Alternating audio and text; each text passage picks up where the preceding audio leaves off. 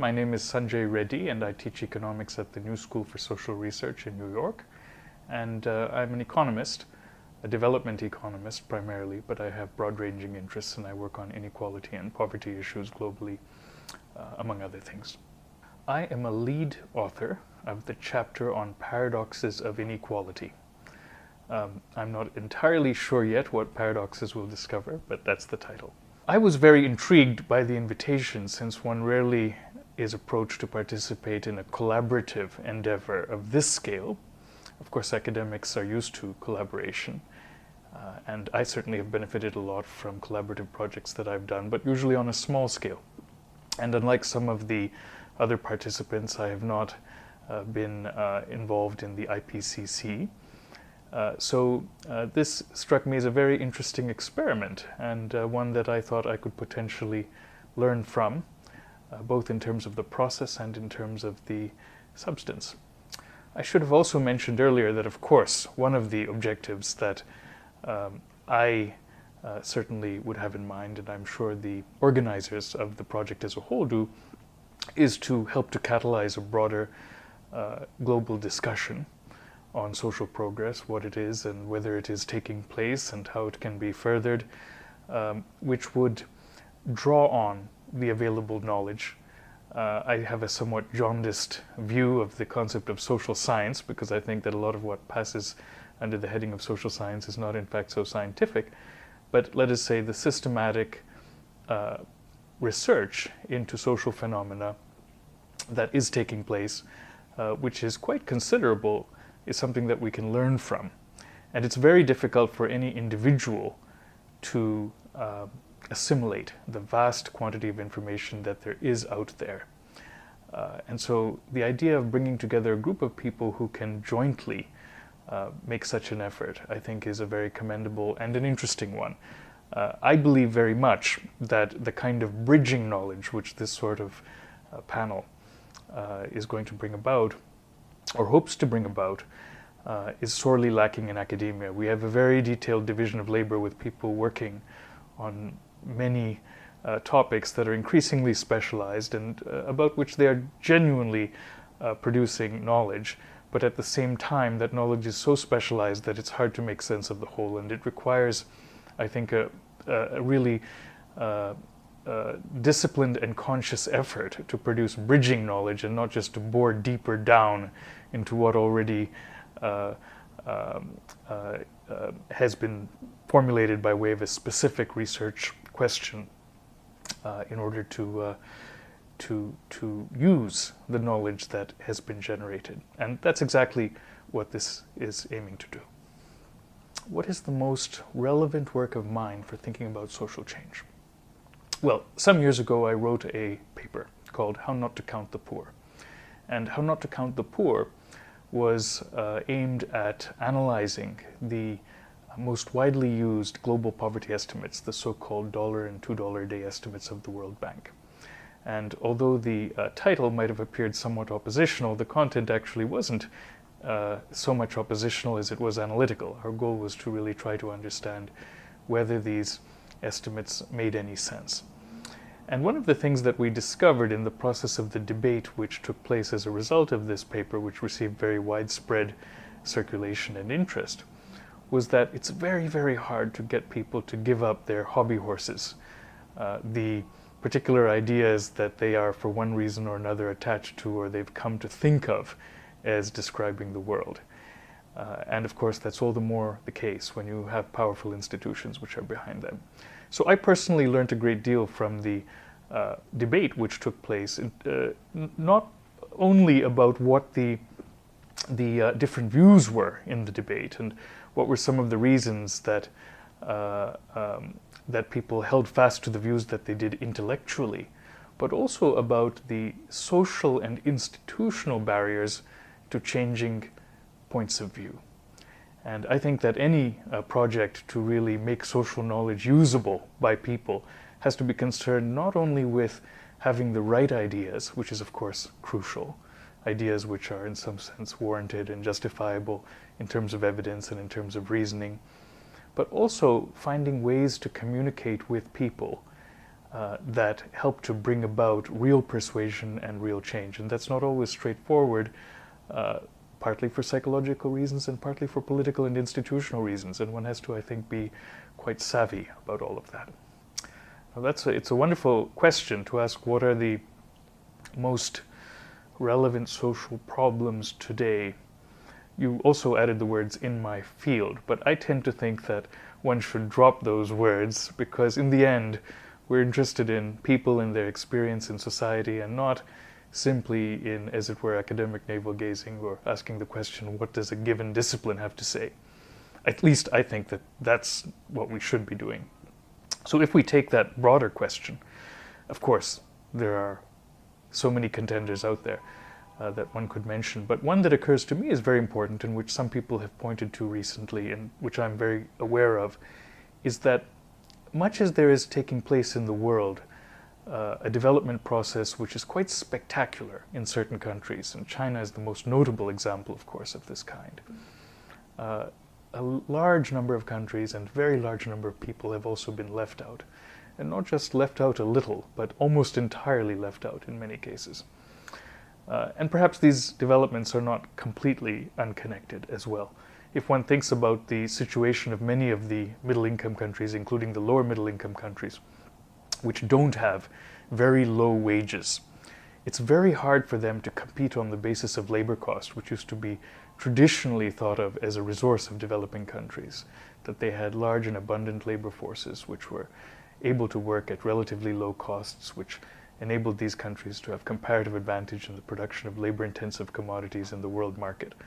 But countries such as, for example, Mexico have for some time had difficulty finding the niche that one might have expected them to have, because there is still lower wage competition which is available out there, let alone countries such as, for example, Greece, which are in an entirely different income range, but also find themselves quite challenged in this respect. So you have a very large number of countries in the world which are not able to achieve the kinds of growth rates which would be needed to really transform them and to meet the material aspirations of their people. But it's not just a question of aggregate growth rates, and it would be a great mistake to focus only on that, as of course many analysts of contemporary societies have pointed out. It's also very much a question of whether the process of growth that's taking place is sufficiently inclusive or not. And there the issue is that increasingly the kinds of productive niches that countries are finding are ones which are not necessarily very employment generating. So you have a process which involves jobless growth in many countries. In China's case, there was a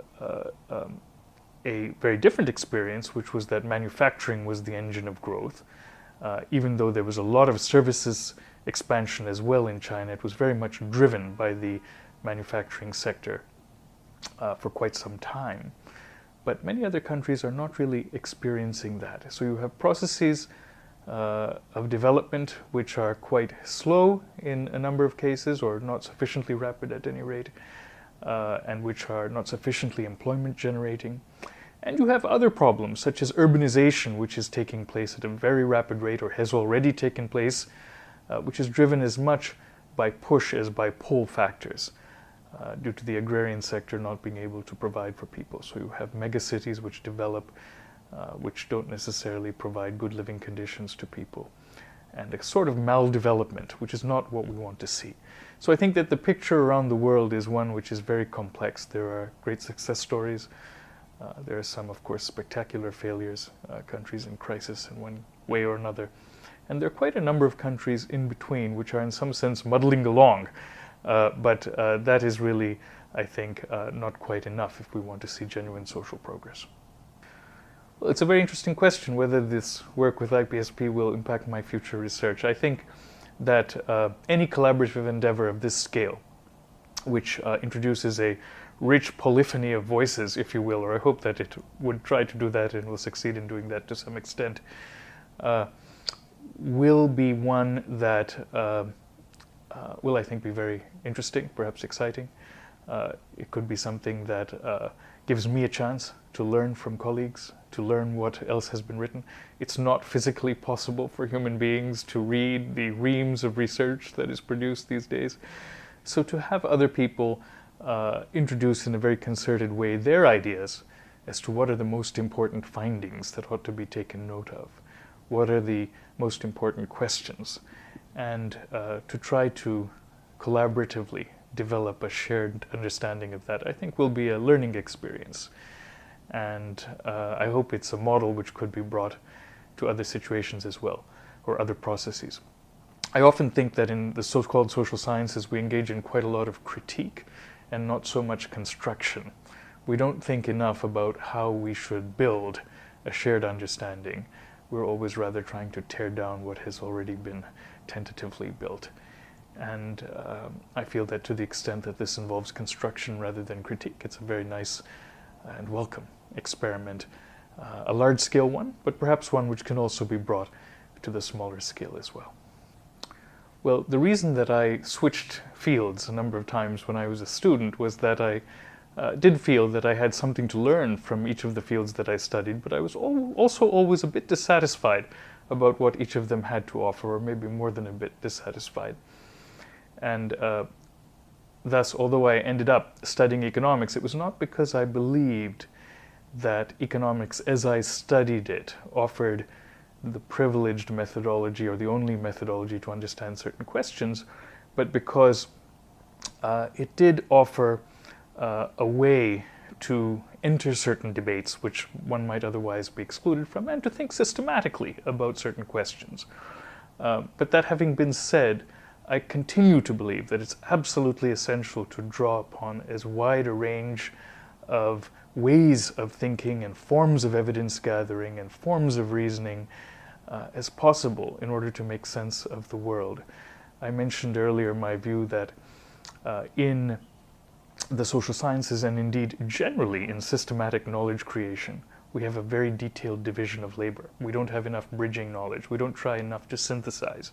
We don't try enough to make sense of the world based upon all of the little bits and pieces we have come to know. And I think that to do that requires going beyond any individual discipline. After all, individual lives and also social life generally is a totalistic experience. It's not as if there's economics which is separable from politics, or politics which is separable from culture. Economics, politics, culture, social structure, they're all integrated in different ways, and individual disciplines, when they approach one or another of these aspects of life, are engaging in an intellectual exercise of trying to distill out a certain aspect of experience, or to approach experience from a certain perspective or using certain methods. But that cannot be the last word, since in the end one has to return to that integrated reality, holistic reality, in order to, I think, make sense of it. So bridging disciplines is absolutely crucial. I am generally an opponent of the disciplinary division of labor. I see some functional reasons for its existence, but I think that it's very, very important also to have an element of autocritique or self-criticism as we go about our disciplinary activities, and to make conscious efforts to transcend the limitations of disciplines, which I think many of the great figures of the past who worked on social theory or on attempting to understand economic or social problems in order to address them were very aware of. As one prominent economist and social theorist said, or roughly paraphrasing, well, until now the philosophers have understood the world, but the point is to change it. And until now the social scientists have by and large tried to understand the world, one might say, but the point is to change it. I think that, as I mentioned earlier in regard to my experience with How Not to Count the Poor, changing the world is not a straightforward matter by any means. In the end, there are divisions, differences, which exist. And I think that we have to recognize that the reasons for those sometimes have to do with different perspectives in the world, because people have different experiences, they're seeing the same questions or the same problems from different perspectives because of those differences in experience, but it's also partly because there are differences in interests. And of course, there are differences in cognitive frames, which come down to people for a variety of reasons, and which they are schooled in, or which they hold to for a variety of reasons. And there are other, of course, aspects of the problem too. But for all of these reasons, it's not going to be straightforward it is never straightforward to persuade people. It's never straightforward to have everyone agree on a way forward. But that having been said, I think that what one can very realistically hope for is to have a more educated, more sophisticated discussion, which is more focused on evidence and sound reasoning, and which recognizes the different points of view that there could be, which recognizes that there are certain normative ideals or ethical orientations which could guide the exercise of social problem solving, but that those are not necessarily universally shared, and which of those we embrace will in turn influence what we in the end recommend or where we come out, but that there are also differences in how we understand the world. And I think that it's very easy, even in academic discussions, to have those discussions degenerate, I should say, let alone in broader political discussions, into ones which are really debates that are based on the defense of particular points of view, the attempt to carve out turf, and lobbying for particular perspectives, as opposed to trying to understand what is actually the case. So to the extent that an exercise of the sort of the IPSP aims at understanding, not just of what the shared facts are, what we can agree on as being the facts, but also about how those might potentially guide us in our conclusions, depending upon the specific normative values we may have, which we, however, may not also always share. I think that that's a very valuable contribution. Okay, just a note on the time. We have 12 minutes left and 2 Okay. questions. Okay. I don't know if I answered your last question, though, so maybe I could have got distracted a little bit. Practice. Connection between theory and practice, yeah. Do I want to say anything more about that?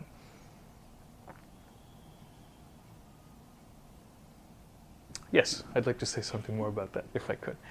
Okay. Sometimes the connection between theory and practice is thought about very much in terms of how public policies are formulated by elites, in some sense, within the vestibule of power. How the technocrats will draw upon all the available knowledge and formulate an all things considered view as to what to do. And sometimes that seems to work. There are countries such as Singapore, for instance, which have been celebrated for having had great success in that respect, in which the technocrats have been given great sway and seem to have, in some instances at least, achieved very good results as a consequence. But that having been said, I think that this is far too narrow a way to interpret the role that ideas have or should have. To my mind, the ultimate justification for an exercise of the kind that the IPSP is engaging in is to foster a broader and richer democratic debate. Too often the debate that takes place, especially nowadays, is shaped by mass media representations. It's, to use a rather technical phrase, dumbed down. It becomes reductionistic. It involves stereotypes of what are the different points of view and what's at stake. And that is exactly what's to be avoided. The question is, can it be avoided? And I think that it can. We have oftentimes highly educated publics which are capable of taking on a fuller discussion and fuller interpretation of the, or absorption of the evidence and of the reasons than they're often asked to do. So perhaps it's a fond hope, but I think that to the extent that the IPSP can facilitate a global democratic deliberation and discussion, that would be a very great service. As a general matter, I think it's a wager rather than a definite conclusion that democracies can always make use of reason and evidence in this way. But I think that that's precisely the wager that the IPSP is engaged in, and it's one which is worth doing. Globalization has a complex effect on inequality. If by inequality you mean interpersonal inequality in relative terms, then we have to recognize that there are two factors, at least, that contribute to that. One of them is the gap between countries. And to the extent that the gap between countries is getting smaller, or for that matter getting larger, that's going to influence inequality. The other is the gap between people within countries. And to the extent that that is getting smaller or larger, that's going to influence inequality. So let's take China as a case study. China, of course, has been experiencing unprecedentedly high rates of economic growth for sustained periods of time. And as a consequence, it is experiencing catch-up in relative terms vis-a-vis the developed countries in the world. It's very important to mention that it's in relative terms, not in absolute terms, because in absolute terms, the gap between the developing countries, including the fast-growing developing countries, and the developed countries continues to increase, because the developed countries are experiencing lower growth rates, but from a much higher base, a base which is so much higher that the absolute differences, understood in terms of purchasing power parity, dollars, for example, between the rich countries and the poor countries, actually continue to increase despite the relative catch-up of the fast-growing developing countries due to their higher growth rates. So, in relative terms, China is catching up. In absolute terms, not necessarily. You might think that that's reducing global income inequality. But there's something else going on, of course, as mentioned, which is what is taking place within China, let alone within other countries. And what is taking place within China, or has been taking place, is a very rapid increase in relative income inequality. China has experienced one of the most marked increases in relative income inequality in recent decades. And of course, initially that took the form, in particular, of rising differences between the incomes of different provinces in China. But increasingly it also simply takes the form of growing interpersonal differences within provinces as well. So you have a very rapid catch-up by China relative to the developed countries, although China remains at relatively low per capita income compared to the developed countries, and you have very rapid increases in internal inequality at the same time. Now, the net effect of these two forces in terms of China's contribution to global income inequality is still to decrease global income inequality, understood in terms of interpersonal relative inequalities. But that's not necessarily a foregone conclusion in every case. You have similar phenomena happening in certain other countries. In India, there's some evidence of increase in inequalities, in particular between different states, though it's less marked in terms of interpersonal inequality. And you have some catch-up, but nothing as dramatic as in China's case. So it might well be the case that in the future, if we do this exercise of assessment for India, we would come up with a different answer. Now, you asked the question, what is the impact of globalization specifically? And there I think, of course, this is a deeply contested topic. My own view is that globalization has had a considerable impact on the inequalities that have emerged, and often through subtle mechanisms which are not adequately considered usually and acknowledged. So, for example, my PhD thesis, which I wrote some time ago, was about threat effects in international trade. And the idea was to look at the effect of globalization on intra-firm bargaining, and in particular on the potential threat of employers to shift or to reallocate production, as well as on the way in which the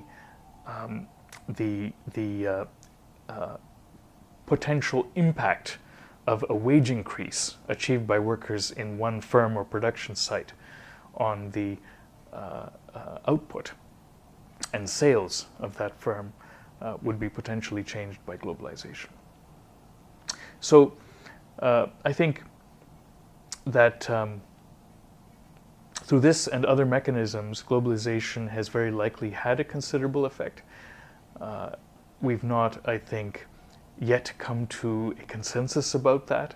There are still people who believe that by and large it's technological change which has driven the observed increases in income inequality. But I think that that's harder and harder to sustain, especially if we're looking at the gap between capital incomes and labor incomes, as opposed to the gap between different kinds of wages or different kinds of labor incomes. With the post-2008 discussion and the interest in the work of Thomas Piketty is one, of course, illustration of this. Interest in the question, there has become more and more, there has come to be more and more of an awareness that what really matters in terms of inequality is the gap between labor incomes and capital incomes, and not merely the gap between different kinds of labor incomes. And then in turn, if we ask the question, why are capital incomes as high as they are, or why have they come to be as high as they are, it seems to me that the role of globalization in fostering a profit boom in the world would have to be inquired into.